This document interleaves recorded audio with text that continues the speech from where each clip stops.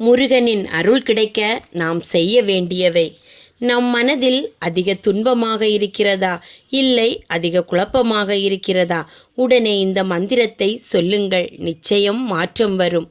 வேல் வேல் முருகா, வெற்றி வேல் முருகா.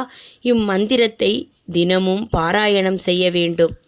அடுத்ததாக கந்தசஷ்டி கவசத்தை நாம் தினமும் ஒரு முறையாவது படிக்க வேண்டும். இல்லையெனில் ஆடியோ வடிவில் கேட்டு அதன்படி சொல்ல வேண்டும், பார்த்து வாசிக்கலாம். ஏதாவது ஒரு வகையில் நாம் கந்தசஷ்டி கவசத்தை தினம் ஒரு முறை படித்தே ஆக வேண்டும். அடுத்ததாக செவ்வாய்க்கிழமைகளில் நெய் விளக்கேற்றி 108 முறை ஓம் சரவணபவ என்ற மந்திரத்தை உச்சரிக்கலாம்.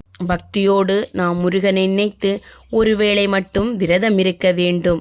வாரத்தில் ஒரு முறையாவது திருப்புகழை பாட வேண்டும். அது பாடுவதால் நன்மைகள் மிகவும் அதிகம். அடுத்ததாக பூஜை அறையில் மயில் இறகு அல்லது வேல் வைத்து கண்டிப்பாக வணங்க வேண்டும். சஷ்டி, கார்த்திகை, செவ்வாய்க்கிழமை நாட்களில் கண்டிப்பாக முருகருக்கு நெய்வேத்தியம் படைக்க வேண்டும். ஏழை மற்றும் பசித்தோருக்கு உணவு அளித்தால் முருகன் மிகுந்த நல்ல பலனை நமக்கு தருவார்.